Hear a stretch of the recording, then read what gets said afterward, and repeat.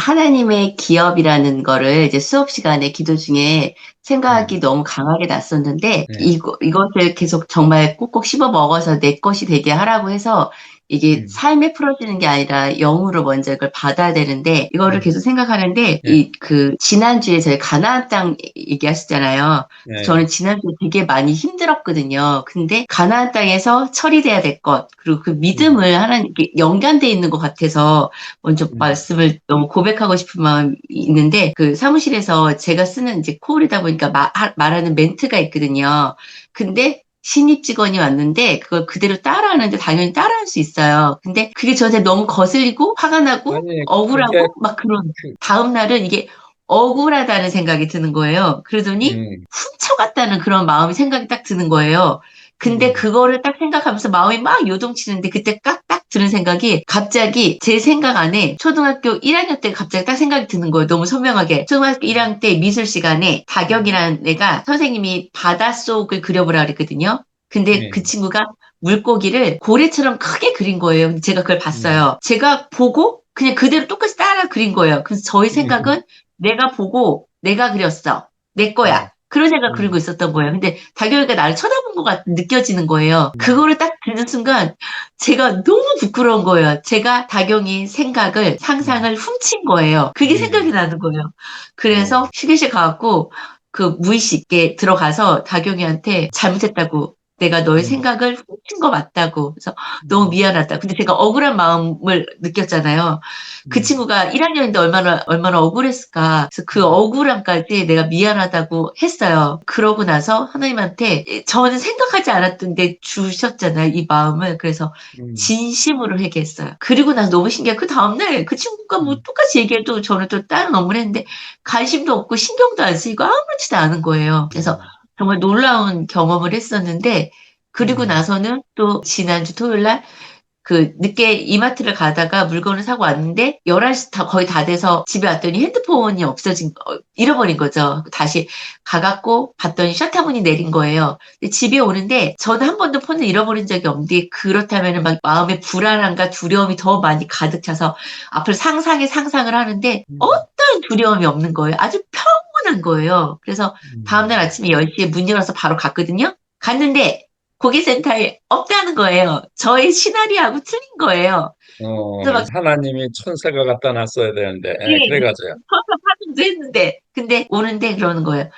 아버지, 제가 아버지 거니 핸드폰도 아버지 거. 제 손에 아버지께서 찾게 해주세요. 보내주세요. 하고 끝.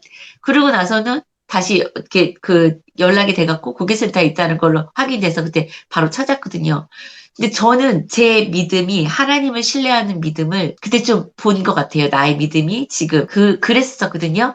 근데 기업이라는 말씀을 주기 위해서 그 전에 저를 이렇게 요동함과 믿음을 봤다는 생각이 들어요. 왜냐하면 음, 이번 주가 그렇게 평안하고 평안할 수가 없더라고요. 그러면서 음, 그렇게 많이 보이지 않는 환상 컷이 몇 번이 계속 보이는 거예요. 근데 양치 컵이 있는데 그 컵이 갑자기 딱 공중에 뜨더니 물인지 기름인지 막 떨어지더니 딱 1cm만 남겨놓고 딱 없어지는 거예요. 그러더니 기도를 하고 있는데 왼쪽 발등에 수도꼭지가 쫙 틀어지니 물이 쫙 내려지니 없어지더니 또 바로 연이어서 그 찐 분홍색의 서양난 알이 큰 그 꽃잎을 갖고 있는 꽃잎들이 여러 대가 있는데 갑자기 저를 딱 쳐다보는 거예요. 그러니 없어져요.